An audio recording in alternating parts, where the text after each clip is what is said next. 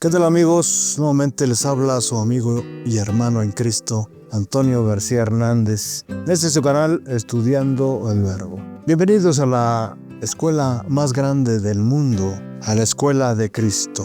Bienvenidos al repaso de la lección de Escuela Sabática para Adultos, para el 8 de noviembre del año 2025. Lección 6, titulada El enemigo interno.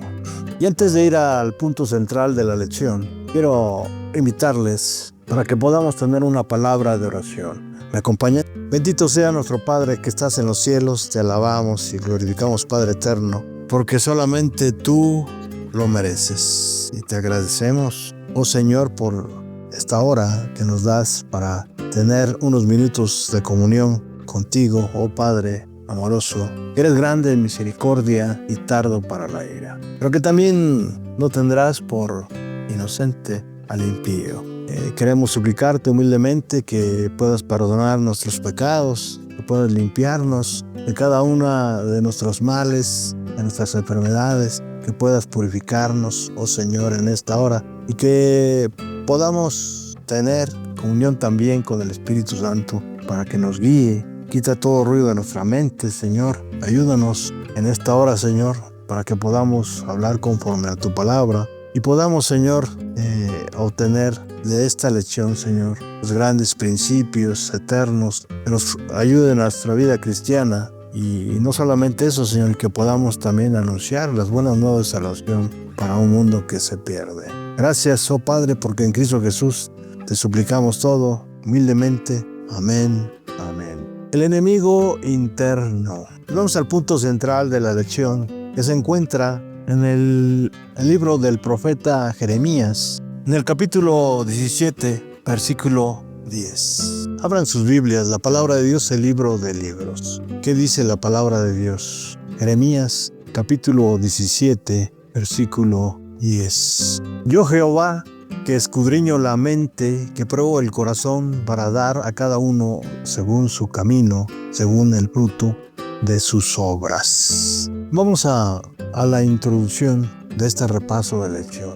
El mayor peligro para la iglesia no siempre proviene de persecuciones externas, sino de las luchas internas, el orgullo, los celos, las divisiones y pecados ocultos. Esta lección examina cómo el enemigo interno puede debilitar la fe personal y corporativa y cómo vencerlo mediante la gracia de Cristo. Por eso el apóstol Pablo hace hincapié tocante a este tema. En Efesios capítulo 6, versículo 12, porque no tenemos lucha contra sangre y carne, sino contra principados, contra potestades, contra los gobernadores de las tinieblas de este siglo, contra huestes espirituales de maldad en las regiones celestes. ¿Qué significa esto? Significa que Pablo no quiso decir con sangre y carne, que los cristianos no se enfrentarían a enemigos humanos, pues la iglesia siempre ha sufrido a manos de hombres impíos. Sí afirma que la lucha es contra espíritus y poderes muy superiores a los hombres en inteligencia y en pervertida astucia, las fuerzas satánicas que están preparadas en orden de batalla y en rebelión abierta contra Dios y sus hijos. El conflicto entre Cristo y Satanás no es de dimensiones locales o terrenales, sino de significación cósmica. Abarca todo el universo de Dios. ¿Quiénes son los principados y potestades? Son, sin duda, espíritus de demonios. ¿Quiénes son los gobernadores de este siglo? Es evidente que Pablo se refiere a espíritus con individualidad propia, los cuales se creen cierto grado de autoridad sobre el mundo. Ahora, una vez aclarado este punto, vamos a los puntos principales de la lección. Número 1, la naturaleza del enemigo interno. Y vamos al concepto clave, ¿verdad? El pecado que mora en nosotros es más peligroso que cualquier oposición externa. El pecado es la naturaleza del enemigo interno. El pecado que mora en nosotros es más peligroso que cualquier oposición externa. ¿Qué dice la palabra de Dios? Jeremías 17:9, la versión Reina Valera, dice así: engañoso es el corazón más que todas las cosas y perverso, ¿quién lo conocerá? Otra versión más moderna, Dice, nada hay tan engañoso como el corazón, no tiene remedio. ¿Quién puede comprenderlo? ¿Verdad? Jeremías 17:9. El apóstol Pablo, miren lo que dice en Romanos 7:18. Porque yo sé que en mí, esto es, en mi carne, no mora el bien. ¿Verdad? No mora el bien. Y el espíritu de profecía también nos ayuda para entender y darle sentido a estas citas bíblicas que hemos mencionado. Ahí en Testimonios para la Iglesia, tomo 3, página 475. Nuestro peligro mayor no viene de los enemigos que están fuera de la iglesia, sino de los que están dentro de ella.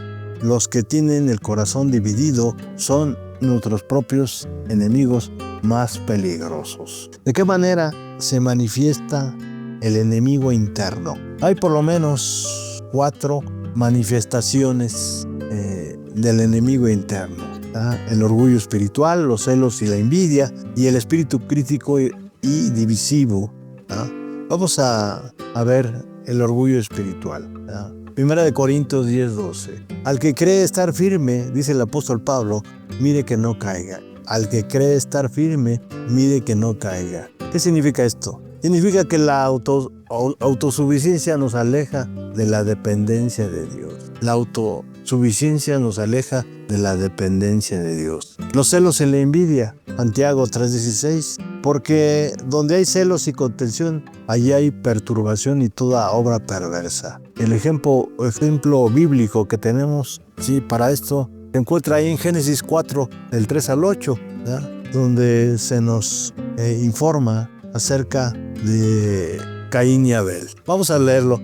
Génesis 4, 3 al 8. Génesis 4, 3 al 8. Y aconteció, andando el tiempo, que Caín trajo del fruto de la tierra una ofrenda a Jehová. Y Abel trajo también de los primogénitos de sus ovejas, de lo más gordo de ellas. Y miró Jehová con agrado a Abel y su ofrenda, pero no miró con agrado a Caín y a la ofrenda suya. Y se ensañó Caín en gran manera, y decayó su semblante. Versículo 6. Entonces Jehová dijo a Caín, ¿por qué te has ensañado y por qué has decaído tu semblante? Versículo 7. Si bien hicieres, no serás enaltecido, y si no hicieses bien, el pecado está a la puerta. Con todo esto, a ti será tu deseo, y tú te enseñorearás de él.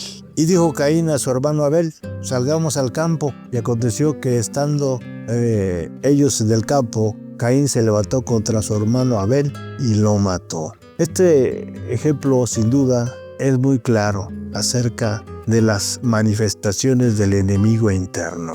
Sin duda, todas estas acciones, todas estas obras son el resultado del pecado que hay en nosotros, ¿verdad? Los celos y la envidia, ¿verdad? Sin duda, son frutos de la carne, dice el apóstol Pablo en Gálatas capítulo 5, ¿verdad? El espíritu crítico y decisivo, leemos en Tesalonicenses 5:15. Mirad que nadie pague a otro mal por mal, antes seguir siempre lo bueno uno para otros. Y el espíritu de profecía, miren lo que dice. Satanás está constantemente obrando por medio de sus agentes y mediante críticas y acusaciones falsas trata de descorazonar y destruir a aquellos a quienes Dios ha escogido para realizar una obra importante. Otra de las manifestaciones del enemigo interno es el peligro de los pecados secretos.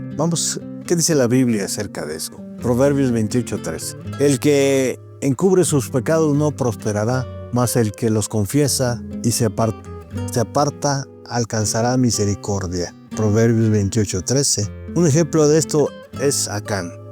El pecado oculto afecta a toda la congregación, según Josué 7, versículos del 1 al 26. Y el espíritu de profecía, mire lo que dice. Los pecados acariciados en secreto son lo que más debilitan al alma y la hacen vulnerable a los ataques de Satanás. Ahí en Deseo a todas las gentes, página 277. Victoria sobre el enemigo interno. Sin duda, las manifestaciones del enemigo interno nos debilitan, pero podemos tener la victoria sobre el enemigo interno. Sí. El apóstol Pablo, ahí en Romanos 7:25, una vez reconociendo que dentro de nosotros hay una ley que nos orilla hacia el pecado. Miren lo que dice en Romanos 7:25. Gracias doy a Dios por Jesucristo, Señor nuestro. Así que yo mismo con la mente sirvo a la ley de Dios, mas con la carne a la ley del pecado.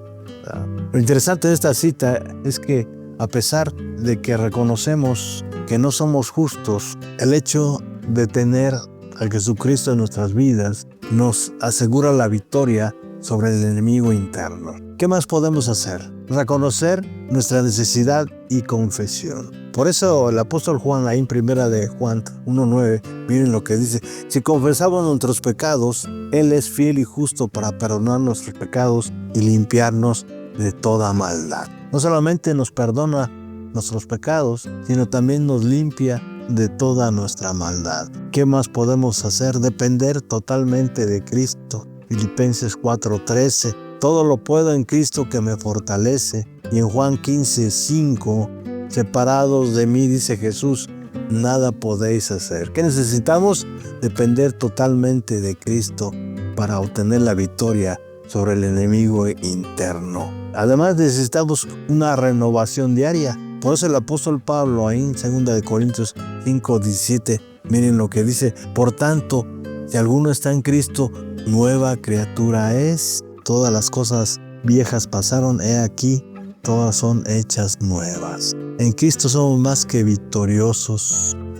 Ahora bien, también tenemos el consejo del Espíritu de Profecía. Ahí en los Hechos de los Apóstoles, página 429. La victoria no se gana sin mucha oración ferviente, sin humillar el yo a cada paso. ¿Cómo? La victoria no se gana sin mucha oración ferviente. ¿Qué necesitamos para ganar la victoria? Oración ferviente, ¿verdad? Mucha oración. Sigue diciendo, sin humillar el yo a cada paso. Nuestra voluntad no debe ser forzada a cooperar con los agentes divinos. Nuestra voluntad no debe ser forzada a cooperar con los agentes divinos. Debe someterse voluntariamente. Ahora, ¿qué impacto teológico tiene el enemigo interno, ¿sí?, para nuestra salvación? Sabemos que la salvación es personal, pero no aislada. El enemigo interno nos recuerda que la santificación es un proceso continuo, no un evento único. Necesitamos la gracia diaria de Cristo, pero también la justificación y la santificación. Mientras la justificación nos declara justos ante Dios, la santificación es la obra progresiva de vencer el enemigo interno mediante el poder de la tercera persona de la deidad, el Espíritu Santo. Y tenemos que tener en consideración la imposibilidad de salvarnos a nosotros mismos. Reconocer al enemigo interno nos humilla y nos lleva a depender completamente de Cristo como nuestro Salvador y Santificador, ¿verdad? Por eso el apóstol Pablo dice, ya no vivo yo, mas Cristo vive en mí, ¿verdad? Y en Efesios 2:8 sigue diciendo, porque por gracia sois salvos por medio de la fe, y esto no de vosotros, pues es un don de Dios. Y otro impacto teológico que podemos ver en este enemigo interno es en la misión de la iglesia. Debe haber un testimonio comprometido, como ya lo hemos declarado y dicho en otras ocasiones, en otras lecciones, porque una iglesia dividida por enemigos internos pierde su poder de testimonio ante el mundo. El apóstol Juan, ahí en el capítulo 13, versículo 35, dice, en esto conocerán todos que sois mis discípulos, si tuvieres amor los unos a los otros. ¿Qué debe ver el mundo en nuestra iglesia? ¿Sí? Amor, ¿verdad? Debe ver discípulos de Cristo. ¿Cómo podemos dar testimonio? Amándonos unos a otros. Debe haber también unidad para la misión. La victoria sobre el enemigo interno crea unidad, esencial para cumplir la gran comisión. Debe haber también credibilidad del mensaje. Una iglesia que vive en santidad y amor genuino hace creíble el mensaje del evangelio interno. ¿Cuál es el consejo del Espíritu de Profecía en este sentido? Testimonios para los ministros, página 507. Cuando los obreros tengan un Cristo que more permanentemente en sus almas, cuando todo egoísmo haya muerto, cuando no exista rivalidad ni lucha por la supremacía, entonces la lluvia tardía vendrá del Señor para dar poder al fuerte clamor del tercer ángel. Vamos a la conclusión, estimados amigos y hermanos en Cristo. El enemigo interno es real y peligroso, pero no es invisible. Cristo venció en la cruz no solo al enemigo externo, al decir Satanás, sino que proveyó el poder para vencer al enemigo interno, nuestra naturaleza pecaminosa. La iglesia que reconoce sus debilidades y busca humildemente la victoria en Cristo, será poderosa en su testimonio y efectiva en su misión. Romanos 8:37, el apóstol Pablo dice: antes en todas estas cosas somos más que vencedores por medio de aquel que nos amó, esto es, en nuestro Salvador Cristo Jesús. Aplicación práctica a la vida de cada miembro para esta semana. ¿Qué tenemos que hacer? Un examen personal diario. ¿Cómo? Dedica 10 minutos cada mañana a pedirle al Espíritu Santo que revele cualquier enemigo interno, el orgullo, la envidia, el resentimiento, el pecado oculto. El salmista dice ahí en el capítulo 139, versículo 23, examíname, oh Dios, y conoce mi corazón,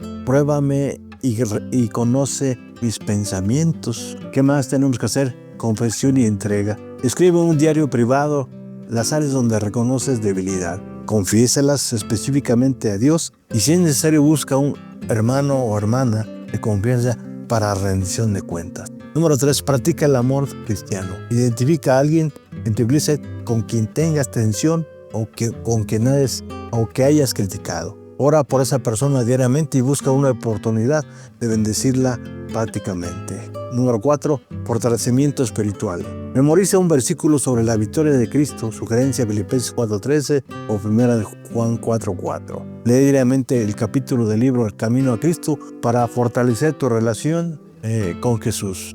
Número 5. Compromiso de unidad. En la próxima reunión de iglesia, esfuérzate conscientemente para animar a 3 personas diferentes. Evita participar en conversaciones de crítica o chisme. Número 6. Rendición total.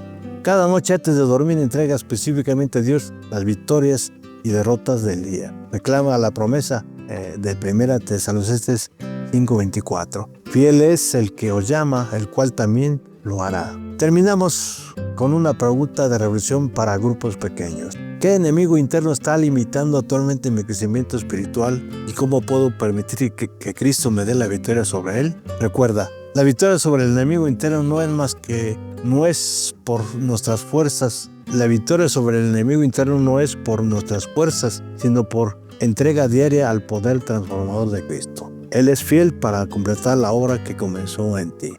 El apóstol, y termino con esta cita del apóstol Pablo que se encuentra en Filipenses 1:6. Estando persuadido de esto, que el que comenzó en vosotros la buena obra, la perfeccionará hasta el día de Jesucristo. Y yo digo amén. Que tengas un excelente sábado y como siempre les invitamos para que nos acompañen en la siguiente lección. Como siempre les enviamos un abrazo fraternal a cada uno de ustedes, deseando que la paz y el amor de Cristo reine en sus vidas. Hasta pronto.